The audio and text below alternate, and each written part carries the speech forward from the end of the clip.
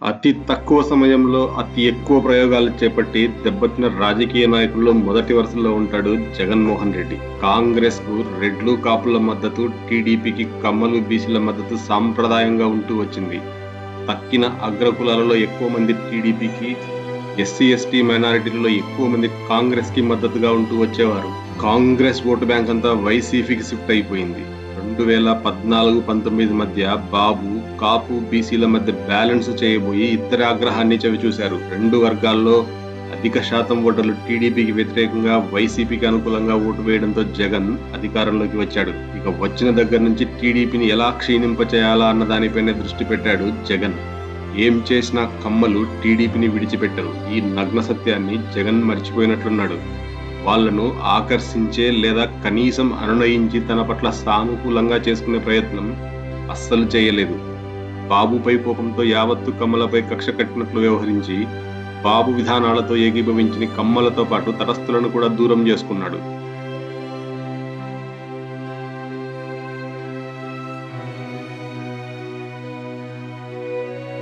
కానీ జగన్ కమ్మల పట్ల స్నేహభావాన్ని కనపరచలేదు.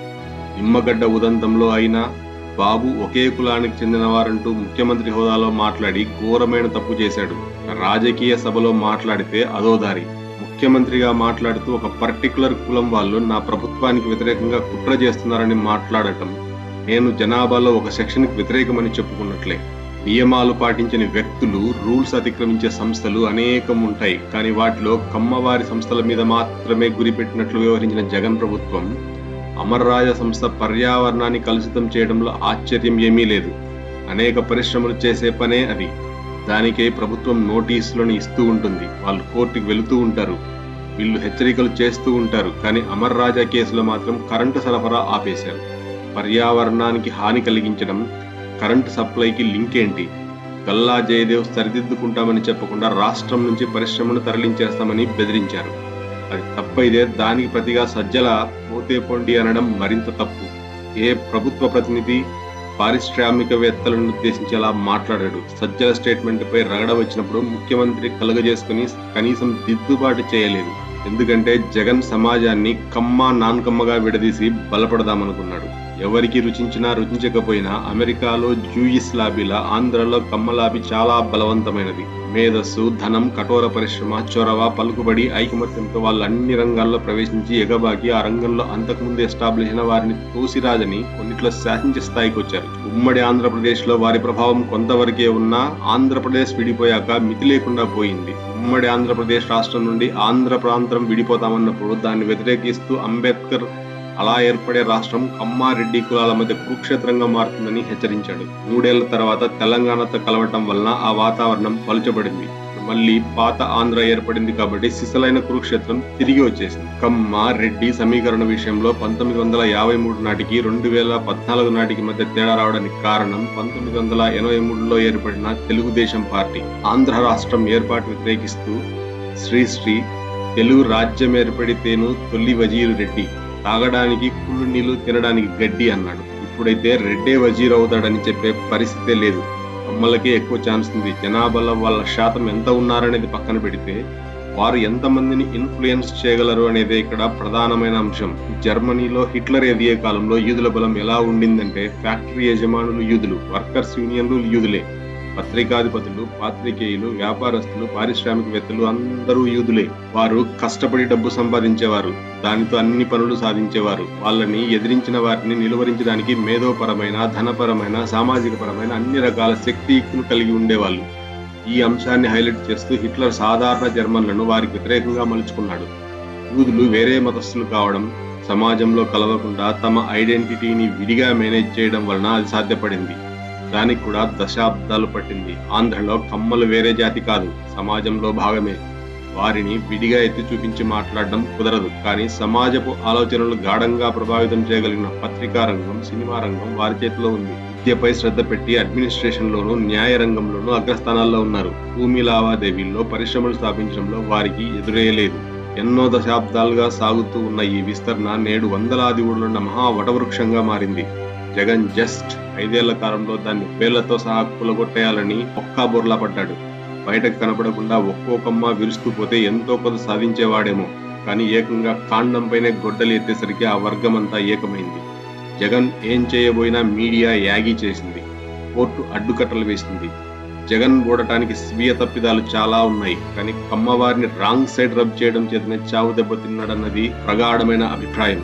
కోర్టులు మొట్టికాయలు వేస్తున్నా, మీడియా ఉతికి ఆరేస్తున్నా జగన్ తన పద్ధతి ఎందుకు మార్చుకోలేదు అనేదే ప్రధానమైన ప్రశ్న. తన దాడిని ఎందుకు స్లో చేయలేకపోయారు? కమ్మ వ్యతిరేకిగా ముద్ర వేయించుకుంటే వారితో పోటీ, స్పర్ధ, వైరం ఉన్న కులాలని తనకు హీరోగా చూసి తన వెనుక ర్యాలీ అవుతాయని అంచనా వేయడం పెద్ద పొరపాటు. ఉమ్మడి రాష్ట్రంలో కూడా ఈ కమ్మ రెడ్డి గోల ఉండేది. 2004లో బాబు ఓడిపోతాడని ఊహించలేక టీడీపీ కులకొనని పెద్దగా ముందుకు తేలేదు. కానీ కాంగ్రెస్ గెలిచి వైఎస్ ముఖ్యమంత్రి అయ్యి 2009 నాటికి మళ్లీ ఎన్నికలు వచ్చేసరికి టీడీపీ కులాన్ని విపరీతంగా ప్రొజెక్ట్ చేసింది. వైఎస్ హయాంలో రెడ్లకే అన్ని దోచిపెట్టాడని, కమ్మలు వ్యాపారాలు చేసుకునే పరిస్థితి కూడా లేకుండా చేశాడని సౌమ్యుడిగా పేరుపడిన మురళీమోహన్ సైతం సభలో మాట్లాడారు. ఆ కాలంలో వ్యాపారంలో నష్టం వచ్చిన కమ్మ సంస్థలేమిటో ఆయనకే తెలియాలి. ఎవరు అధికారంలో ఉన్నా కమ్మలు క్రమం తప్పకుండా ఎదుగుతూనే ఉన్నారు. ఘనయజ్ఞంగా పేరుపడిన జలయజ్ఞం కాంట్రాక్టులు కూడా కమ్మవారే ఎక్కువ లబ్ధి పొందారు. దురదృష్టం ఏమిటంటే అధికారులను కూడా కులం కోణంలో చూడసాగారు. 25 సర్వీస్ చేసి ప్రమోషన్ తెచ్చుకుంటే కమ్మ కాబట్టి వచ్చిందని కాంగ్రెస్, రెడ్డి కాబట్టే వచ్చిందని టీడీపీ అల్లరి చేసేవి. కులరీత్యా ఐఏఎస్ల జాబితాలు ప్రకటించేవి. రాష్ట్రం విడిపోయాక తెలంగాణలో ఈ దరిద్రం వదిలింది. ఆంధ్రలో పెచ్చుమీరింది. కాంగ్రెస్ స్థానంలో వైసీపీ వచ్చింది. అదొక్కటే తేడా. 2014-19 మధ్య సాగిన టీడీపీ పాలనలో చంద్రబాబుకు కమ్మ పక్షపాతి అనే ముద్ర పడింది.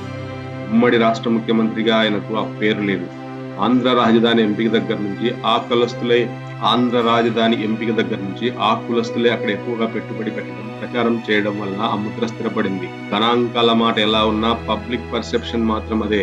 దాంతో 2019 ఎన్నిక కమ్మ నాన్ కమ్మ ఎన్నికగా జరిగింది. కాపు బీసీ కులాల్లో చీలిక వచ్చింది. ద్విజ కులాల్లో క్షత్రియులు వైసీపీ వైపు మొగ్గారు. దానాదినా వైసీపీ నెగ్గింది. వైసీపీ నెగ్గిన దగ్గర నుంచి ఇది రెడ్ల రాజ్యం అనే టీడీపీ ఆరోపించసాగింది. వైఎస్ కాలంలోనూ ఇదే ఆరోపణ, కానీ అది అంత స్టిక్ కాలేదు. కానీ జగన్ విషయంలో ఆ మధ్య అతుక్కుంది. కారణం ఏమిటంటే జగన్ చుట్టూ ఉన్న కోటరీ. ప్రతి ముఖ్యమంత్రికి కోటరీ ఉంటుంది.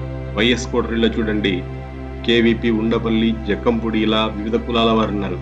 చంద్రబాబు కోటరీలో చూడండి, యనమల, అచ్చెన్నాయుడు, నారాయణ, అశోక్ గజపతిరాజు, ఇలా వివిధ కులాల వారు ఉన్నారు.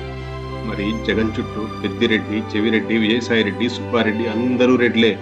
చుట్టూ అధికారులు రెడ్లే. పబ్లిక్ పర్సెప్షన్ ఎలా ఉంటుందో ఊహించండి. నోరు విప్పితే నా బీసీ, నా ఎస్టీ, నా ఎస్సీ, నా మైనారిటీ అంటాడు కానీ దోచిపెట్టేదంతా రెడ్లకే అని అనుకోరా ప్రజలు. ఈ పర్సెప్షన్ ను మరింత బలపడేటట్లు చేయగలిగింది కమ్మ లాబీ.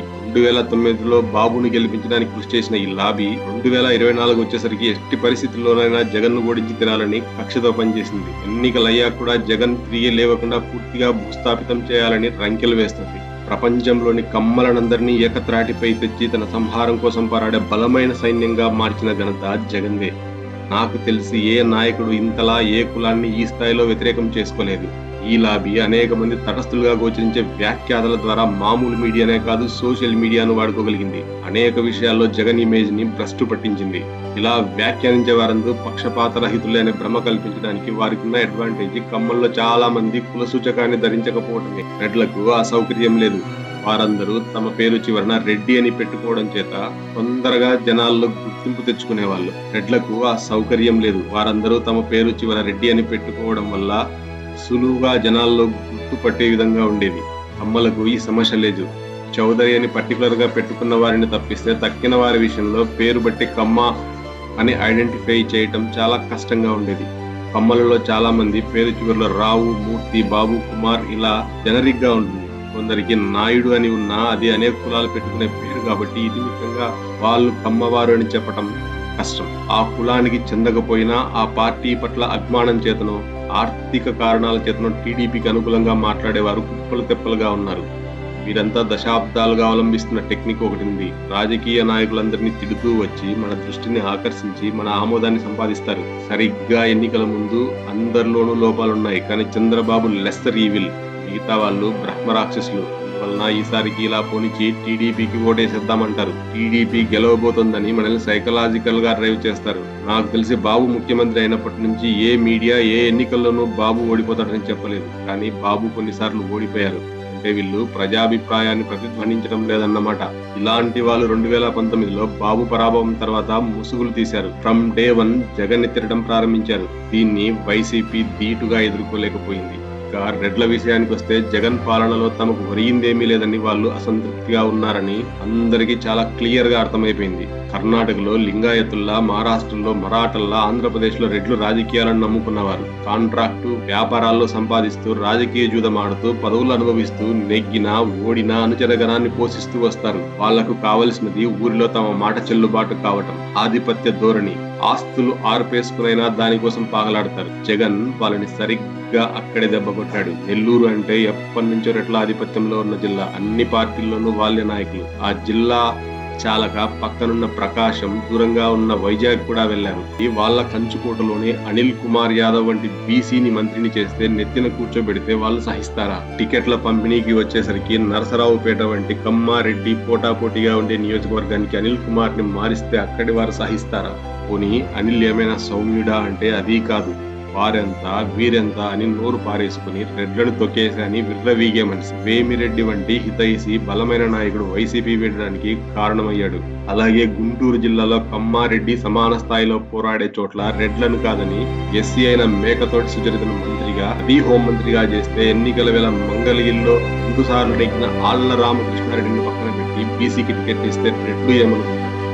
మేమంతా చేతగాని వాళ్ళమా అని అనుకోరా? అక్కడే కాదు, అనేక దశాబ్దాలుగా రెడ్లు పెత్తనం చెలాయించే రాయలసీమలో సైతం రెడ్లను తోసిరాదని మైనార్టీలకు, ఎస్సీలకు, బీసీలకు పదవులు తలబెట్టిన ఉదంతాలు ఎన్నో ఉన్నాయి. పదవులు పోవడమే కాదు, ఆర్థికంగా కూడా రెడ్లు నష్టపోయారన్న విషయాన్ని జగన్ ఎక్కడా గుర్తించలేదు. నరసరావుపేటలో ఉన్న కమ్మ ఎంపీని తీసేసి అతని స్థానంలో వేరే సుదూర ప్రాంతం నుంచి బీసీని తీసుకురావడం, కమ్మల కంచుకోటైన హిందూపురంలో బాలకృష్ణతో ఢీకొనడానికి బీసీని అభ్యర్థిగా పెట్టడం కమ్మలకి బాగా కాలింది. క్షత్రియుల కంచుకోటైన నరసాపురంలో ఎంపీ అభ్యర్థిగా బీసీని పెడితే వాళ్ళు రగిలిపోయారు. ఇలా ఆధిపత్య కులాలన్నింటినీ తొక్కేసి బీసీలను ప్రమోట్ చేయడానికి కారణం ఏంటి? ఆయన చెప్పినట్లు టీడీపీ బలాన్ని క్షీణింపచేయాలంటే దానికి మద్దతుగా ఉన్న కమ్మలను తొక్కేయాలి. బీసీలను అక్కున చేర్చుకుని టీడీపీకి దూరం చేయాలనే వ్యూహమే. గతంలో నేతలందరూ అన్నగారిన వర్గాలకు అండగా ఉంటామంటూ ఎస్సీ, ఎస్టీ, మైనారిటీ జపం జపించేవారు. వారిలో ఆర్థికంగా బలమైన వారు సంఖ్యాపరంగా తక్కువే. జగన్ వచ్చాక బీసీ కూడా చేర్చాడు. బీసీలను ఎస్సీలతో కలిపి బ్రాకెట్ చేయడమే తప్పు. రిజర్వేషన్ల కోసం మేము సామాజికంగా వెనుకబడి ఉన్నామని బీసీలు క్లెయిమ్ చేస్తారు తప్ప ఆర్థిక పరంగా కానీ, ఉద్యోగాల పరంగా కానీ, వ్యాపార పరంగా కానీ, పలుకుబడి పరంగా కానీ వాళ్ళు ఎస్సీల కంటే ఎన్నో సోపానాలపైన ఉన్నారు. మానసికంగా కూడా వారిది అప్పర్ మిడిల్ క్లాస్ మెంటాలిటీ తప్ప ఎస్సీ మెంటాలిటీ కాదు. బీసీలను దూవడంలో జగన్ కు మరో వ్యూహం కూడా ఉంది. తను తప్ప వైసీపీలో వేరే అగ్రకుల నాయకుడిని లేకుండా చేయటం. ఎవరైనా ఎక్కడైనా బలంగా ఉంటే వారి స్థానంలో లేక వారి సమాన స్థాయిలో ఒక బీసీని పెట్టి వారి ప్రాధాన్యతను తగ్గించడం, బలహీనపరచడం. ప్రత్యామ్నాయ నాయకత్వాన్ని తయారు చేస్తున్నానంటూ ఎవరికి పెద్దగా బలం లేకుండా చేసి తనప్పుడే రాదు, తక్కిన వాళ్ళందరూ పంతులే, తోసిపడేస్తే కిక్కురు మనకుండా పడిపోవాల్సిందే అనే సంకేతాన్ని బలంగా పంపించాడు. ఇది ఇతనితో ప్రారంభం కాలేదు. ఇందిరాగాంధీ ఎప్పుడో చేసి చూపించింది. నెహ్రూ జమానాలో రాష్ట్రాల్లో బలమైన నాయకులు ఉండేవారు. జాతీయ వ్యవహారాలు ఎలా ఉండాలో అందరూ కలిసి నిర్ణయించేవారు. నెహ్రూ అనంతరం ప్రధానిగా శాస్త్రిని, ఇందిరను ఎన్నుకోవడంలో వీరంతా భాగస్వాములే. ఇందిర 1966లో ప్రధాని అయ్యాక ఇది బాగాలేదనుకుంది. రాష్ట్రంలో ముఖ్యమంత్రుల ప్రాబల్యాన్ని తగ్గిస్తేనే జాతీయంగా తన స్థాయి పెరుగుతుంది. తన మాటకు ఎదురు చెప్పేవారు లేకుండా పోతారని లెక్కలేసింది. కానీ ఓపిక పట్టింది. 1970 డిసెంబర్లో పాక్ యుద్ధంలో గెలిచాక దేశాన్ని 2గా చీల్చిన ఘనతను దేశ ప్రజలందరూ ఇందిరా కట్టబెట్టడంతో 3 నెలల తర్వాత జరిగిన పార్లమెంట్ ఎన్నికలలో ఇందిరా ఘన విజయం సాధించింది. ఇక తన ప్లాన్ను 1971-72లలో అమలు చేసింది. లింగాయతుల పాలనలో ఉన్న కర్ణాటకలో దేవరాజ్ ఆర్సు వంటి బీసీని 1972 మార్చిలో ముఖ్యమంత్రిని చేసింది. శుక్లా కుటుంబ పాలనలో ఉన్న మధ్యప్రదేశ్ ని బీసీ సేటిని 1972 జనవరిలో చేసింది. రాజస్థాన్ లో బర్కతుల్లా ఖాన్ అనే ముస్లింను 1971లో ముఖ్యమంత్రిని చేసింది. బీహార్ లో భోలా పాస్వాన్ శాస్త్రి అనే ఎస్సీని 1971 జూలైలో ముఖ్యమంత్రిని చేసింది. యూపీలో రాజ్పుట్ని తప్పించి కమలాపతి త్రిపాఠిని అనే బ్రాహ్మణుడిని 1971లో ముఖ్యమంత్రిని చేసింది. బెంగాల్లో తనకు ఆత్మీయుడైన సిద్ధార్థ శంకర్ రాయ్ని 1972లో మార్చేసింది. వీళ్లలో రాయ్, ఆర్సు మాత్రమే రాజకీయంగా నిలదొక్కున్నారు. సేటి 3 ఏళ్లు మాత్రమే ముఖ్యమంత్రిగా ఉన్నాడు. శుక్లా మళ్లీ వచ్చేశాడు. త్రిపాఠి, బర్కతుల్లా, పాస్వాన్ అందరూ 2 ఏళ్లే ఉండగలిగారు. ఇక ఆంధ్ర విషయానికి వస్తే క్యాబినెట్ మొత్తం అంతా రెట్లే కనపడుతున్నారని గమనించి 1969 తెలంగాణ ఉద్యమాన్ని సాకుగా చెప్పి బ్రహ్మానందరెడ్డిని తీసేసి అతని స్థానంలో బ్రాహ్మణుడైన పివి నరసింహారావుని 1971 సెప్టెంబర్లో ముఖ్యమంత్రిగా చేసింది. పివి భూ సంస్కరణలు చేపట్టడంతో భూస్వామ్య వర్గాలైన కమ్మ, రెడ్డి ఏకమయ్యారు. జై ఆంధ్ర ఉద్యమం ప్రారంభించి పివిని దింపేదాకా ఊరుకోలేదు. తర్వాత రోజుల్లో దేశ ప్రధానిగా ఎంతో పేరు తెచ్చుకున్న పివి 15 నెలలకే అసమర్థ ముఖ్యమంత్రి అని గద్దె దిగాల్సి వచ్చింది. 11 నెలల రాష్ట్రపతి పాలన తర్వాత ముఖ్యమంత్రిగా ఎవరినైనా ఎంచుకోవాల్సి వచ్చినప్పుడు రెడ్డిని కాకుండా కమ్మవారి మద్దతున్న తెలంగాణ వెలమైన జలగం వెంగళరావుని ఎంచుకుంది ఇందిర. ఎన్టీఆర్ వచ్చాకనే కమ్మవారు ఆర్థికంగా రాజకీయంగా బలపడ్డారని కొందరు వాదిస్తూ ఉంటారు. అది తప్పు. కమ్మలు ఆర్థికంగా ఎప్పటి నుంచో బలపడుతూ వచ్చారు. ఇంకా బాగా ఎదగడానికి, కాంగ్రెస్ లో రాజకీయంగా బలపడటానికి వెంగళరావు సహాయపడ్డాడు. జాతీయ స్థాయి నాయకుడి మాటకు ఎదురు లేకుండా చూడటానికి రాష్ట్ర స్థాయిలో బలమైన వాళ్ళని మార్చడం కాంగ్రెస్ ఒకటే చేసింది అనుకోవడానికి లేదు. బీజేపీ కూడా చేస్తోంది. మహారాష్ట్రలో ఫడ్నవీస్ను, హర్యానాలో నాన్జార్ను ముఖ్యమంత్రిగా చేసి ఇటీవలి అసెంబ్లీ ఎన్నికల తర్వాత మధ్యప్రదేశ్, రాజస్థాన్, ఛత్తీస్గఢ్లో ఊహించిన వారిని పైకి తేవడం బీజేపీకే చెల్లింది. రాష్ట్ర స్థాయిలో ముఖ్యమంత్రి జిల్లా స్థాయి నాయకులతో ఇలాంటి ఆటలాడతారు. ప్రాంతీయ పార్టీలో తన కుటుంబం తప్ప వేరే ఎవరిని ఎదగకుండా చేస్తారు. కరుణానిధి స్టాలిన్ కోసం వైగోని, దేవేగౌడ కుమారస్వామి కోసం సిద్ధరామయ్యను తప్పించడం ఇలాంటిదే. టీడీపీలో బాబు తర్వాత ఎవరు అంటే లోకేష్ అనే సమాధానం ఎలా వచ్చేలాగా టీడీపీ చేయగలిగిందో వైసీపీలో జగన్ సైతం ఇవే ప్రయోగాలు చేశాడు. పదవిలో వచ్చిన 5 ఏళ్ల కిందరా చేస్తే జగన్ 2 ఏళ్లకే మొదలుపెట్టాడు. బీసీల పేరుతో జిల్లా స్థాయిలో ఏ నాయకుడు ఎదగకుండా చేశాడు. వేరే చోటు నుంచి తీసుకొచ్చి మరీ రుద్దాడు. దీనికి జగన్ పెట్టిన పేరు సామాజిక న్యాయం. కానీ బీసీలకు ఇంత ప్రాధాన్యత ఇవ్వకూడదని ఎవరు బహిరంగంగా అనలేదు. అంటే కులాహంకారిగా ముద్ర పడుతుందన్న భయం. నిజానికి చిరంజీవి పార్టీ పెట్టినప్పుడు తనపై కాపు ముద్ర పడకుండా ప్రజారాజ్యాన్ని బీసీల పార్టీగానే ప్రొజెక్ట్ చేశాడు. జ్యోతిబాపు లేని తెలుగు వారికి పరిచయం చేశాడు. బీసీలకే ఎక్కువ టికెట్లు ఇచ్చాడు. అంతా శభాస్ అన్నారు, కానీ ఓట్లేయలేదు. ఈనాటి సమాజంలో బీసీలకు సగం టికెట్లు ఇచ్చా అంటే హసించే జనం లేదు.